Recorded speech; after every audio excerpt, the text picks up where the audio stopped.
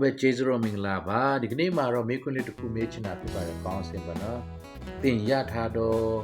ကေတင်ချင်းကဆုံရှုံတတ်တော့ကေတင်ချင်းလာဘောနော်ခုပြန်နေတယ်ပါဆိုတော့ဒီခုကာလာမှာကိုပြန်မေးရမယ့်ချင်းဖြစ်ပါတယ်ခုရန်ရထားတော့ကေတင်ချင်းက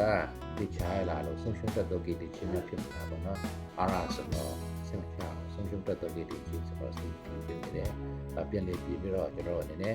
နောက်ကဘတ်တို့နဲ့ပြန်လေခါယူခုလူပါလိမ့်မယ်နောက်တစ်ချက်ကတော့ကေတင်ချင်းကိုကောင်းသဘောပေါက်နားလေတော့ဓမ္မမူရဆောင်ဆရာစီမှာပြန်လေမြင်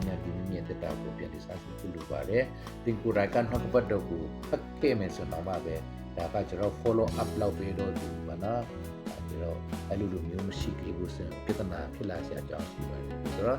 သူတို့သူတွေကငါတို့ခရိယန်ဖြစ်တာနှစ်ပေါင်းဘယ်လောက်ရှိပြီ30ရှိပြီ40ရှိပြီအဲ့လိုမျိုးပြောတဲ့သူတွေရှိတယ်ဒါပေမဲ့လည်းအဲ့ဒါက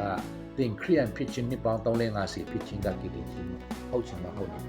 အဲ့တော့အပြစ်မှာပဲဖြစ်ပါလေအဲ့တော့သင်နဲ့ခရိယန်ဖြစ်သွားတာနဲ့သင်ကိလေသာချင်းရသွားတာမဟုတ်ပါဘူးအဲ့တော့ကျွန်တော်နည်းနည်းပူရထားတဲ့ကိလေသာချင်းက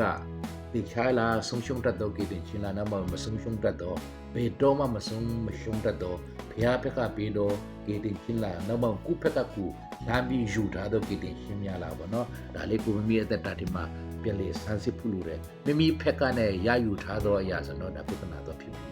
အဲ့တော့ကျွန်တော်လည်းဒီကိုဒီကာလာလိုဟာမျိုးမှာဆိုတော့ဘယ်တော့လဲမဆက်မီစက်တော့လဲမကွေးမီလို့ဆိုတာဒီလိုပဲမိမိအသက်တာကိုပြန်လေဆန်းစစ်ပြပါကြောင်းရစီတိုင်းပေါ်ပြန်ပြီးတော့ပြပြပါ